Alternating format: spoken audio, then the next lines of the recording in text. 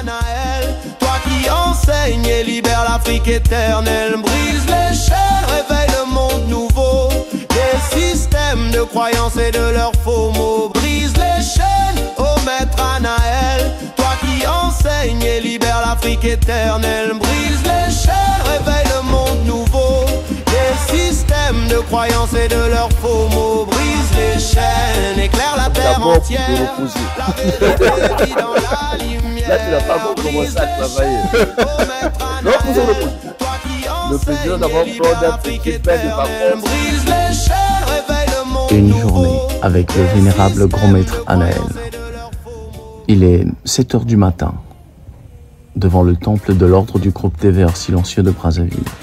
Très bientôt, c'est l'arrivée du souverain vénérable grand maître de l'ordre.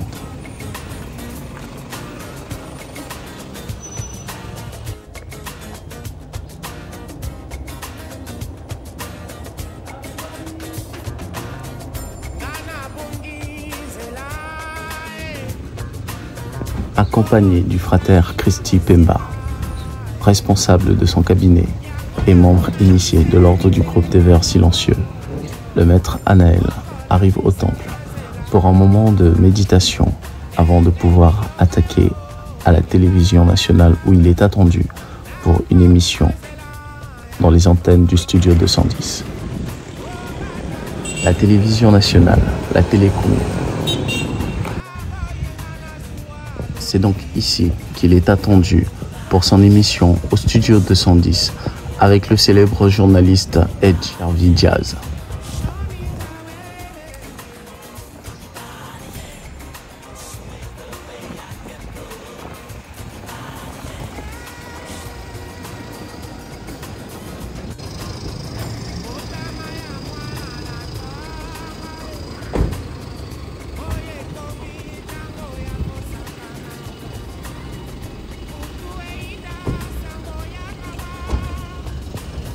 Cette fois-ci, il est accompagné de son porte-parole de l'ordre du groupe des Verts silencieux, le frater Verlan Kanga, qui le représente aussi.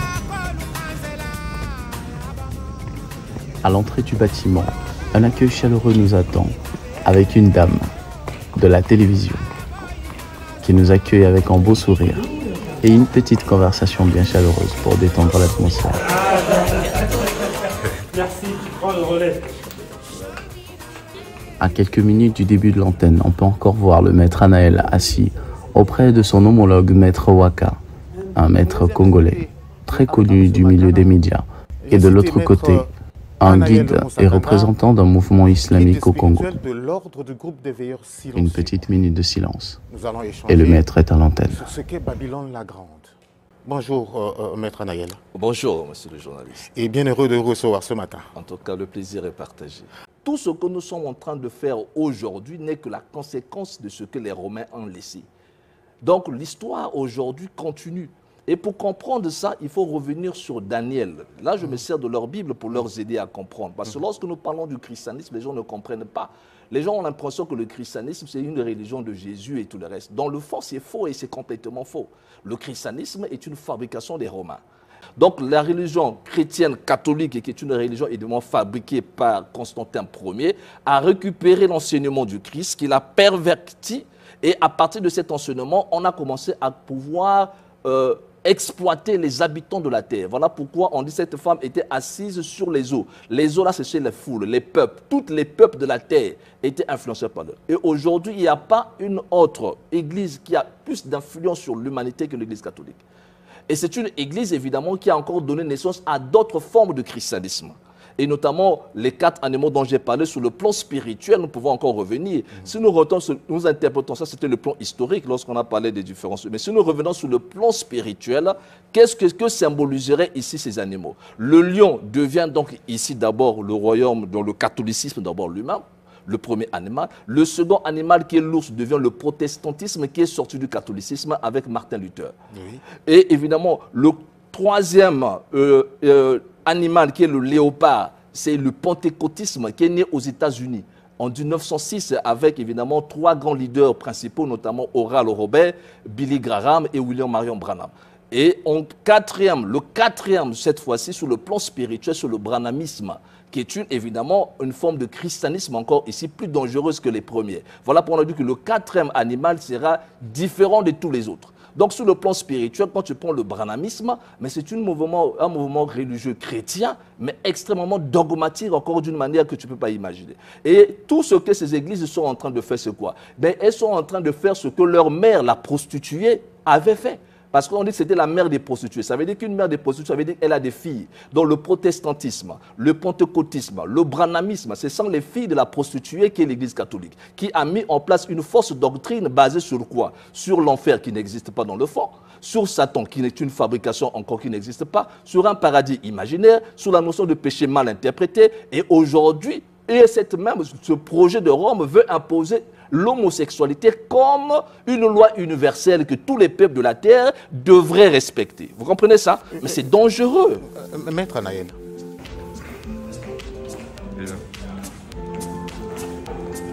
C'est déjà la fin de l'émission que le maître sort, attendu par sa délégation. Il se rapproche du frater Christi et de son porte-parole, le frater Vernon, avec qui il rigole autour du sujet de l'émission. Comme quoi, il a encore tout cassé. C'est sur cette ambiance joviale que la délégation quitte les plateaux et le bâtiment de la télévision congolaise pour retourner au temple pour un moment de partage et d'enseignement mystique et ésotérique.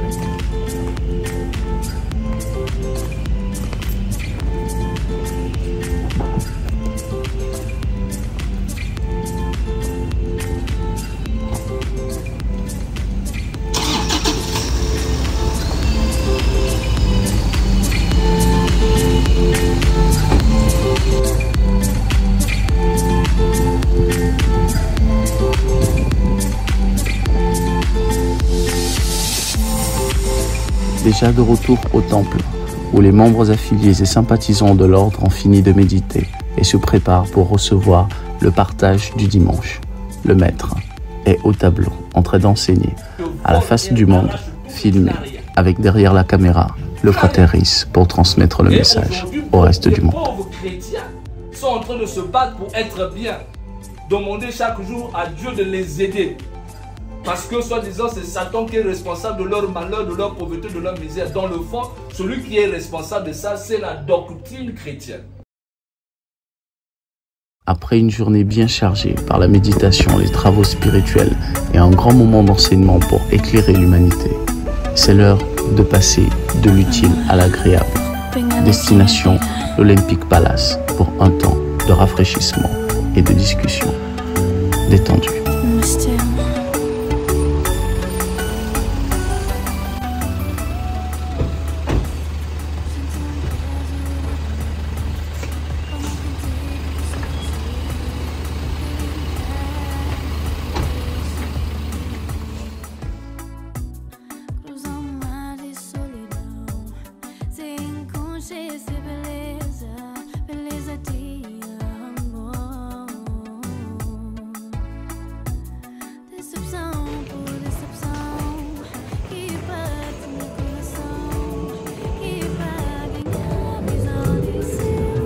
Nous voici à la terrasse de l'Olympic Palace, avec une délégation légèrement élargie. Comme quoi, le maître aime toujours s'entourer d'un peu plus de gens pour partager avec eux de son aura et surtout de sa connaissance. On ne peut pas tout vous donner, on ne donne pas tout. On ne peut pas tout vous donner comme ça. On vous donne des informations, c'est à vous maintenant de les exploiter. Le charbon, il est protecteur. Le charbon, il est très fort, il est très protecteur. Le charbon que tu veux. C'est un outil de désenvoûtement, le charbon. Il fait beaucoup de choses. Tu vois, maintenant, le problème, c'est quoi? C'est savoir avoir cette conscience mystique. C'est ça qui manque aux gens, en fait. On ne peut pas en tirer profit.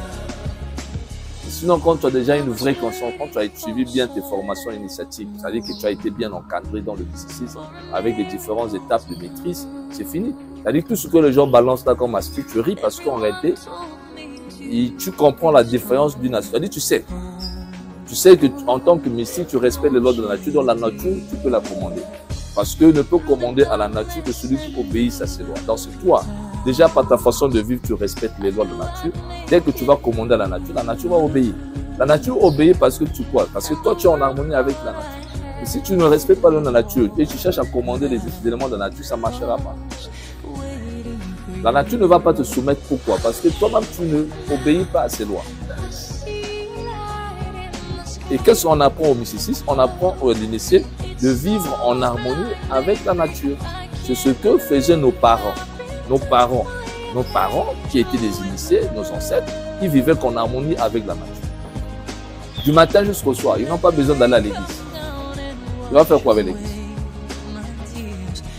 Ils se lèvent le matin.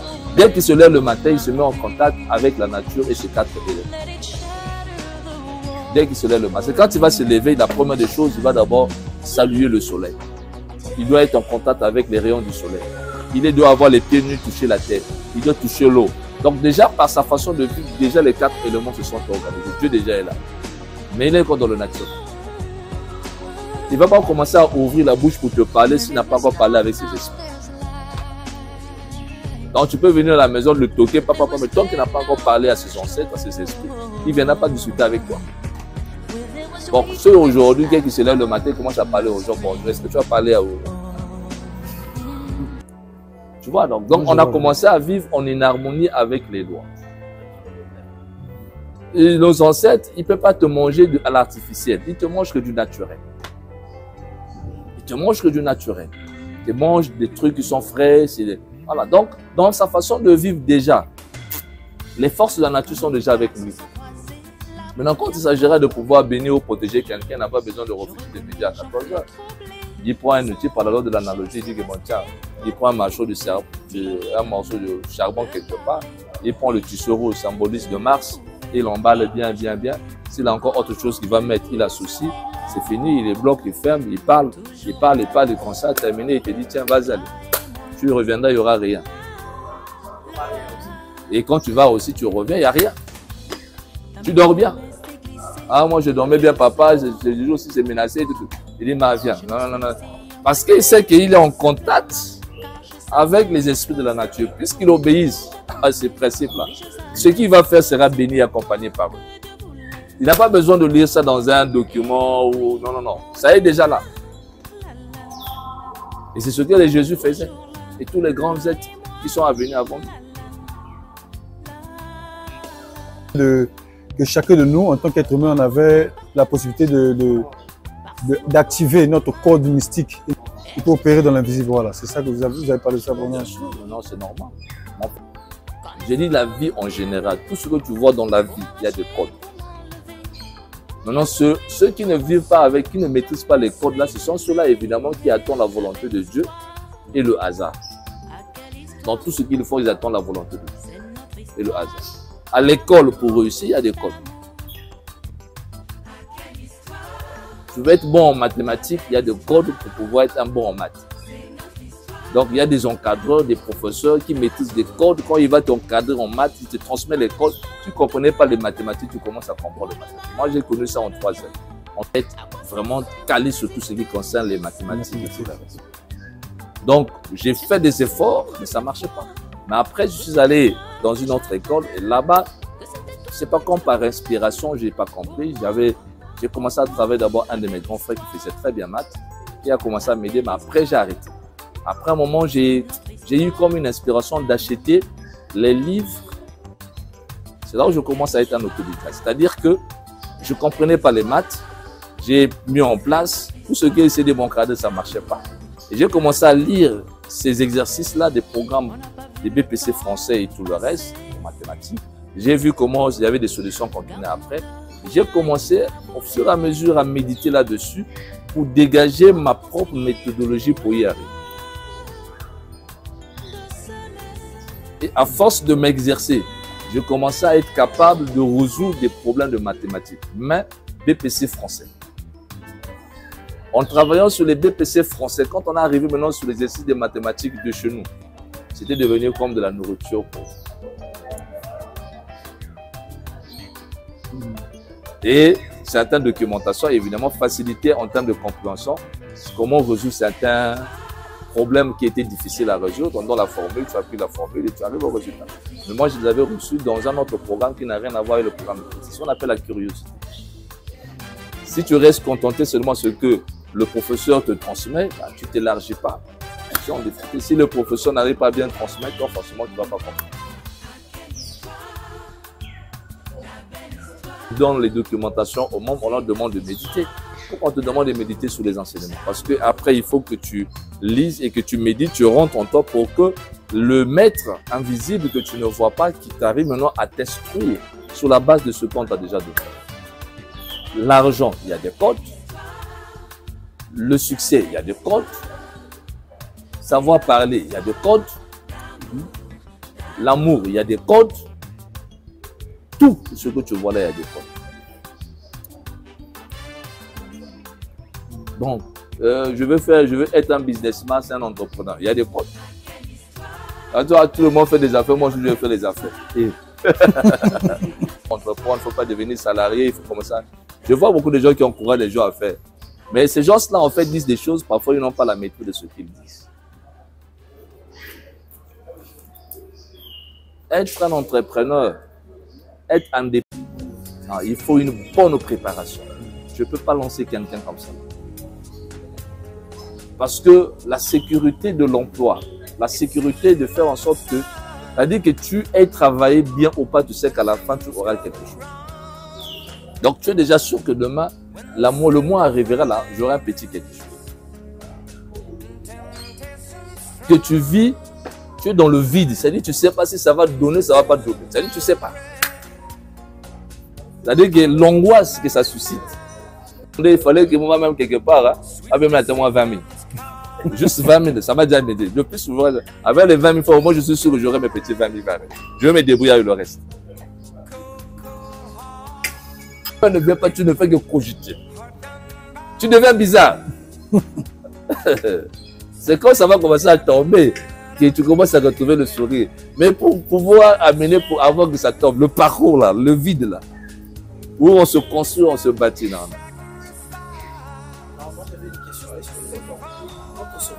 Cette sensation-là, où on est dans l'incertitude que ça va venir. Je ne sais pas si ça va venir ou pas.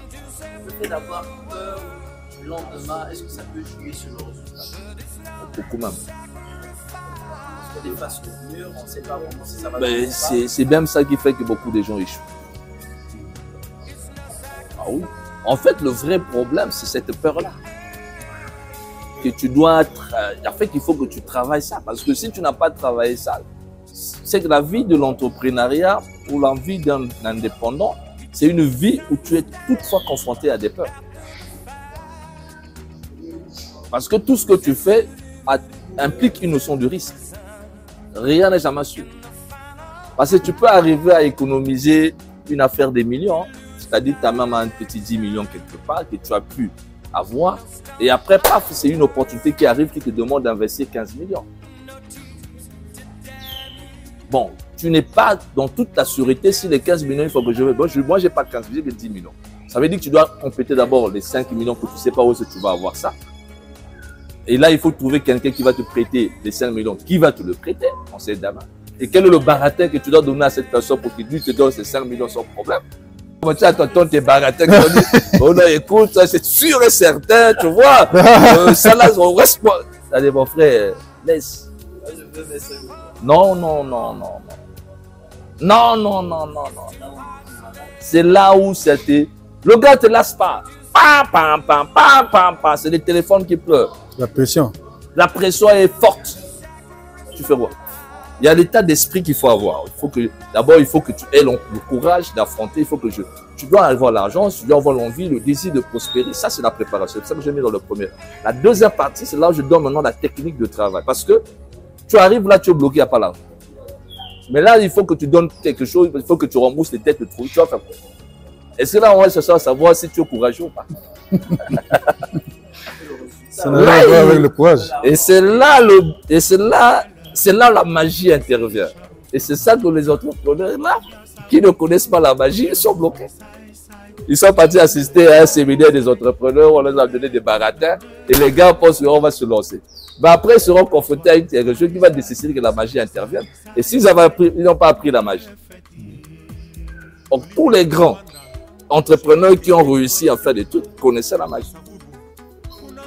Les auteurs qui connaissent, ils connaissent la magie. Ils connaissent ce qu'on appelle la chambre secrète. Les conseillers invisibles. Tu vois, des êtres qui vont te parler, mais que tu ne vois pas, qui sont tes collaborateurs d'affaires. Mais ils ne sont pas là, on ne les voit pas. Ah, Un collaborateur d'affaires, mais qui ne se voit pas. Physiquement, vous voyez, la personne est toujours seule. Non, il a des collaborateurs, mais qui font partie de la société que les gens ne voient pas. Les conseillers invisibles, on les appelle. Là, le business change de niveau. Et ça, on ne peut pas dire ça publiquement. Il dit, ah, on allait me prendre pour, je ne sais pas qui. Eux aussitôt, papa, tu débloques la situation. T'es parti. Maintenant, si tu n'avais pas la clé là, mon gars, ça, tu vas faire la prison. Tu vas faire la prison. Tu sais, quand quelqu'un sur un projet, il est tellement convaincu que son projet va être bon, que quand il va commencer à engager des gens dans ça, tu dois avoir des techniques sûres. Ça veut dire que là, il dit bouh, comme Jésus avait fait. Tu vas voir. Tu vas leur mener en bateau pour leur dire que non, il faut avoir la foi. Tu vois, le maître dit, oh, bon, ça là, c'est une humiliation. Ces gens-là, si je ne fais pas un kata ici, là, ah, moi, je vais me faire humilier. Comme chacun a toujours un égo à protéger. Et dis-moi que je vais leur montrer que je suis un maître quand même. Je suis un magicien. Tour de ma chaîne. Numéro. Il dit, Pierre, vas-y là-bas, pêche. Il y aura un poisson, tu prends la pièce, tu vas leur donner. Les gars n'ont pas compris ce qui va se passer. Hein? Quelques minutes après, Pierre va rapidement, il vient là avec la pièce, il va Europe. Ah! Ah, la situation est débloquée. Tu vas dire quoi? Tu vas dire quoi? Hein? La magie est intervenue. Donc, il faut avoir des codes. Ce sont ces codes-là qui vont t'aider. Ah, ça, j'avais bien posé la même question. Hein? Comment on fait pour avoir le code? Le code, on ne doit pas ça comme ça. Ah, hein? Parce que la porte, quand la porte de la négativité tant que la porte de la négativité ne se ferme pas, la porte des opportunités ne peut pas venir. Tu vois, beaucoup de gens n'arrivent pas à avoir des opportunités. Pourquoi? Parce qu'ils sont négatifs. Mais ils ne se rendent pas compte qu'ils sont négatifs. Déjà, quel que soit. Donc, déjà, si tu alimentes déjà cette négativité en toi, toutes les opportunités qui allaient venir ne vont pas venir. Jamais ça va venir. Et ça, surtout l'argent, obéit beaucoup à ça. L'argent respecte cette loi-là. Donc, même là où il y aura de l'envers, tu ne vas pas rêver. Soit tu es déjà dans les soucis, ou soit tu n'en as pas. Mais dire non, je suis à la fois dans les soucis et ça va. Non, ça ne marchera pas. Tu vas peut-être tromper l'extérieur, mais l'intérieur, c'est que ça ne marche pas. Les deux émotions ne peuvent pas faire chemin. Tu ne peux pas, ça ne peut pas faire chemin. C'est ce qu'il faut faire. Si tu as appris quelque chose, tu connais ce qu'il faut faire, tu passes directement à l'action, ça génère les résultats. Les résultats. Donc au lieu de perdre le temps de pouvoir maintenant se morfondre dans les négativités, comme beaucoup de gens le font, et ils se bloquent eux-mêmes leur propre chance, et après, c'est quelque chose, on va travailler sur l'auto-guérison mystique. Là où on va t'apprendre à sonner les mots de tête, les mots de stomac, beaucoup de mots que nous avons dans le corps. C'est-à-dire tu nettoies ton corps éthérique, tu le nettoies, tu le repars et les maladies disparaissent. Beaucoup de mystiques sérieux qui font du bon travail, en tout cas s'ils tombent malades, c'est vraiment comme ça. C'est rare qu'ils tombent malades.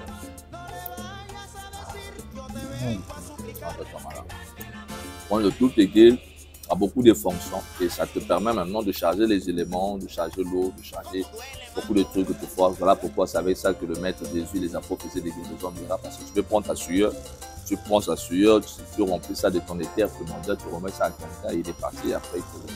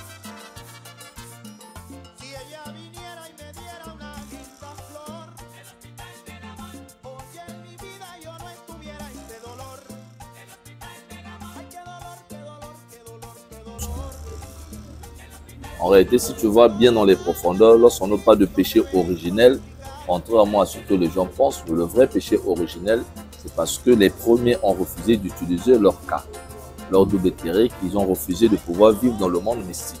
Ils ont préféré vivre dans le monde objectif, matériel et charnel. C'est ça que l'univers les a sortis. Constamment questionné par le frater, invité à passer une journée avec le vénérable, le maître est resté ouvert, comme d'habitude, à toutes les questions. C'est la dimension mystique et invisible. De nous, pendant notre ignorance, on a refusé ça.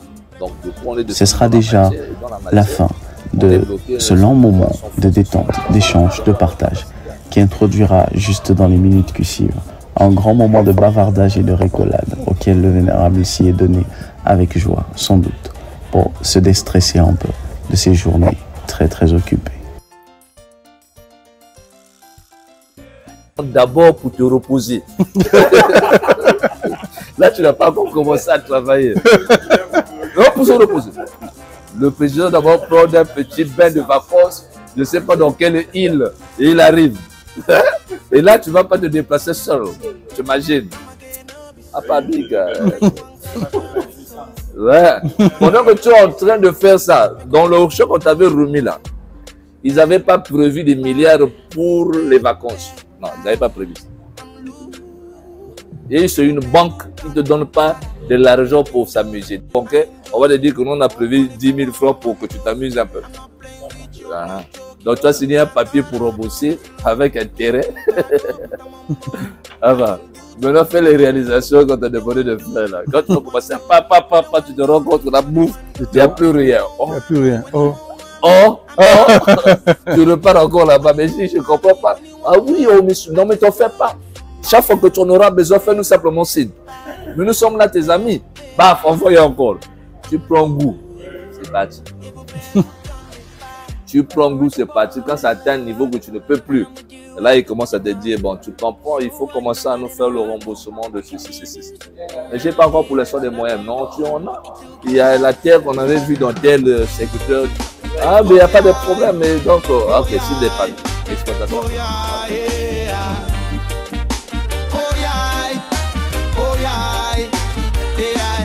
On m'a dit de prier sans jamais questionner, de fermer les yeux, d'attendre l'au-delà. Mais mon âme veut voir, veut respirer la vérité. Pas celle qu'on m'impose, mais celle qui vient de moi. Ils ont bâti des murs autour de ma conscience, promis le ciel pendant qu'ils volaient ma présence. Mais l'Afrique se réveille, son tambour résonne en moi. L'esprit souffle libre, il ne vit pas dans leur loi. Brise les chaînes, ô maître Anaël. Toi qui enseignes et libère l'Afrique éternelle. Brise les chaînes, réveille le monde nouveau. Voilà, on va régler ça. Bon, écoute, bon, l'ami là, tu dois encore au moins 3 ans. Toi qui enseignes et libère l'Afrique éternelle. Brise les chaînes, réveille le monde nouveau. Des systèmes de croyances et de leurs faux mots. Brise les chaînes, ô maître Anaël. Toi qui enseignes et libère l'Afrique éternelle. Brise les chaînes, réveille le monde nouveau. Après t'avoir sucé, on t'abandonne. On t'abandonne. C'est comme ça, Rino. On peut pas tout expliquer. Il est 20h45. C'est déjà la fin de cette journée, de cette longue journée. Le vénérable grand maître Anaël et sa délégation quittent les lieux de l'Olympic Palace pour rejoindre leurs domiciles respectifs. Car le lendemain, il sera attendu très tôt à son cabinet pour des consultations et des traitements des personnes en difficulté. C'était là une journée avec le vénérable grand maître Anaël.